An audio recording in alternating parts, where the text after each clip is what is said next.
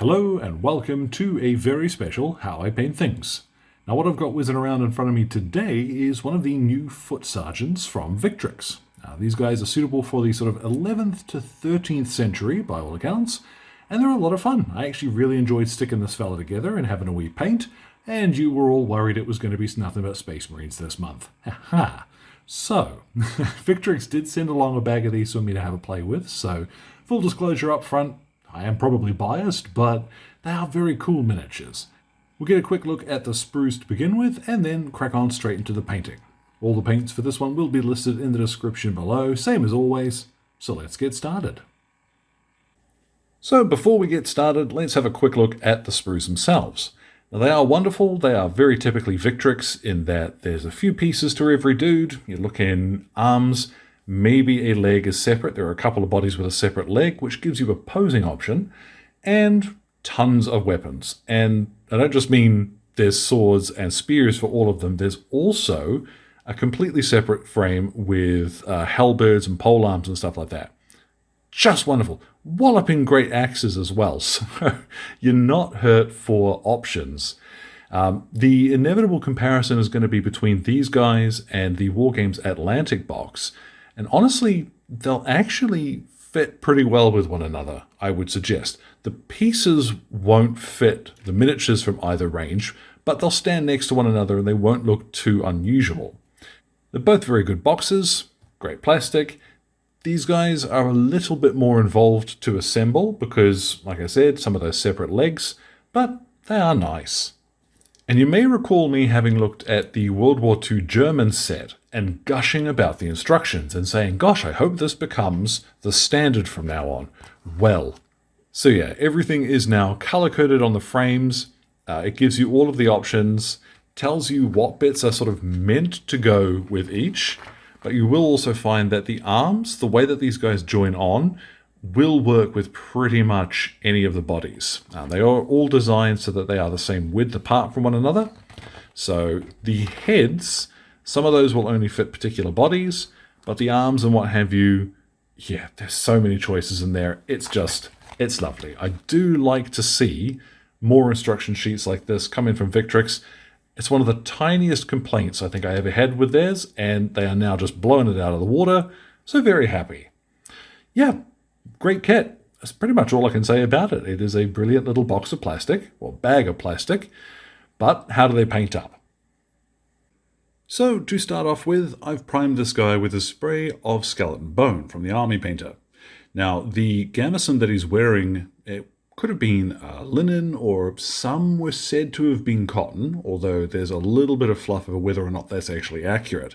But for the most part, and even from contemporary depictions of them in artwork, they tended to be a pale, light off-white. So skeleton bone is where I'm going to start from, although you could just as easily use something like brain matter beige, or maybe even wraithbone from Citadel. Anything that's off-white will work fine. As well, skeleton bone is going to give us a nice base for things like his skin and a couple of the colours I'm going to use on his clothing. Don't worry too much if you've got a fella who's wearing a lot of mail, because we'd be painting that with an acrylic anyway. So we're going to start from where we're most likely to make a mess, and that'll be his skin.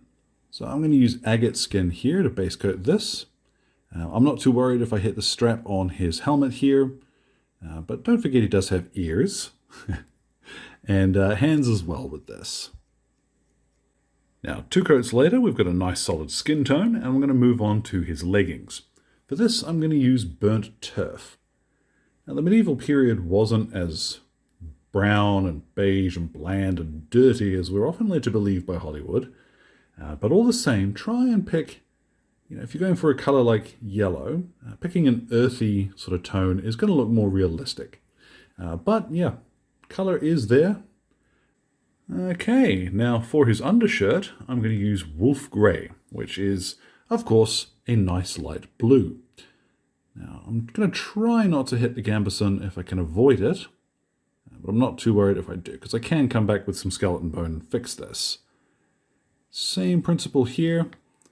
It's a nice light blue, but it is a little bit desaturated, a little bit faded. So for our natural cloth dyes and what have you of the era, I think this works pretty well for a nice light blue. Now I know I've said that a couple of times, but that is a nice blue. I'm going to move on now to leather brown, and we're going to paint in his little soft shoes with this. So nice and quick with this. As well, I'm also going to bop in the back of his hair with it too. It's going to be a little bit tricky reaching some of these bits without hitting the gambeson, but don't worry if you do. Try and aim to hit the helmet instead, if you can. Now there are a couple of other leather details to consider, and I'm going to use Tree Ancient for these. Now this is quite dark, but it's got a nice reddish hint to it. So it's nice leather, I reckon. You might also go up to Dryad Brown or even Fur Brown, which is quite a lot lighter, but still has a leathery kind of appearance.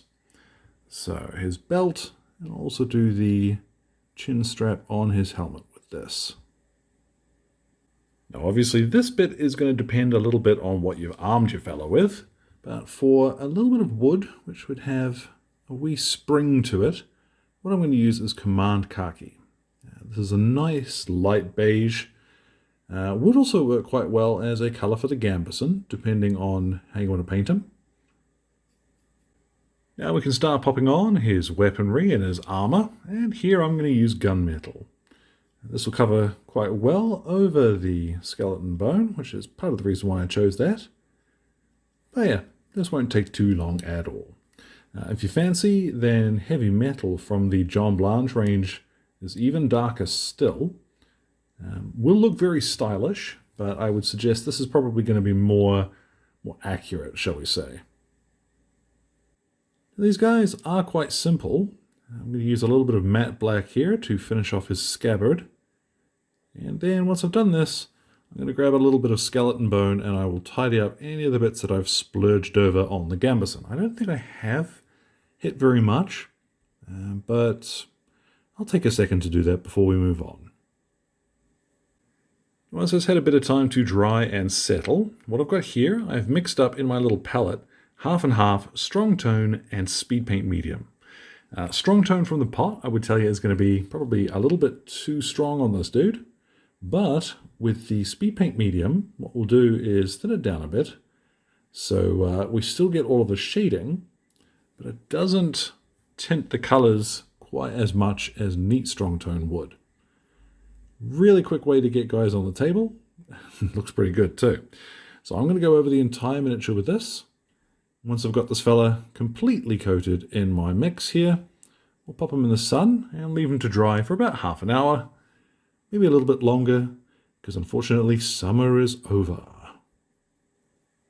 No one says dried. It is quite simple, but it's nice and tidy. And I'd suggest if you wanted to get a unit of these guys on the table very quickly, maybe 20 or so miniatures, big block of troops, you could base them up, call them done. Quick varnish, yeah, that would look fine. But let's take it a little further, because, of course, we can do nicer than this, and it won't take very much effort to make them look just a wee bit more swish. So we'll begin with some Barbarian flesh. Just a little bit of this on places like his nose, his cheekbones, and his chin. We'll add quite a bit to the miniature without a huge amount of work.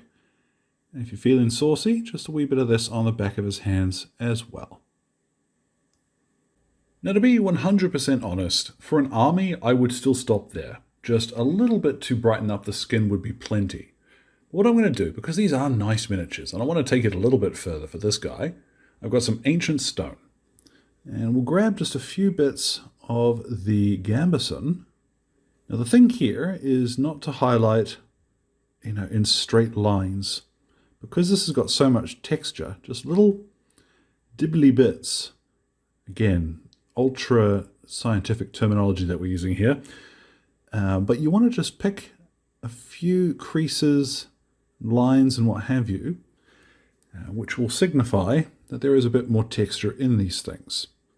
So add as much or as little of this as you like. Once you add a fair bit, you are kind of committed, as I am here. But this is going to look cool as hell when I'm done. So, now that's not too difficult to do at all. And as you can see, it just makes it look a bit more puffy. I'm always going on about texture on your miniatures, and that, I think, really works. What I am going to turn to now is to go back to my burnt turf and wolf grey from earlier, but thin those down just a little bit more than I would originally. And here I'm going to tidy up some of the flat areas of the clothing because I want them to look shaded, but they might look a little bit grubby once they are. So just take a second here, brighten these up again. If you did want to take it just a little bit further, what you could do would be to mix in a tiny wee touch of the ancient stone from earlier into those clothing colors. And that'll work for pretty much any color that you might choose because it's going to look like a faded dyed linen. What I will choose though, I have here fur brown. And I'm going to do just a little bit of this on the leather. And there we have it. I did sneak in with a little bit of that ancient stone in the leather brown that I used and have touched up his little shoes with that. But otherwise, that's ready to go. What I'm going to do is take him outside, hit him with a matte varnish spray, and then I'll go ahead and pop his base on him. And the recipe for that will be in the description. So let's get a look at our sergeant here when he is all finished. And so there at last, our medieval sergeant is complete. And I really like the figures. He was a lot of fun to paint and very simple. I think you could knock out a unit of these really, really quickly. But if you did want to take it further and look at doing individual characters, or you only need 10 or 12 of them for whatever game you're playing, you could have a lot of fun painting individuals out of the set. So thanks again goes to Victrix for letting me have a bag of these guys. I always want to say box, but I do love that Victrix still delivers their stuff in funky little baggies. I love that. Thanks as well goes to Exit 23 Games for the light and sound equipment, as well as all of my wonderful patrons who are keeping me ticking in paints and glue, which includes my most gorgeous producers who are showing up on screen now. Thank you very much for your support, folks. Now, any questions or anything, feel free to drop them in the old comment box below.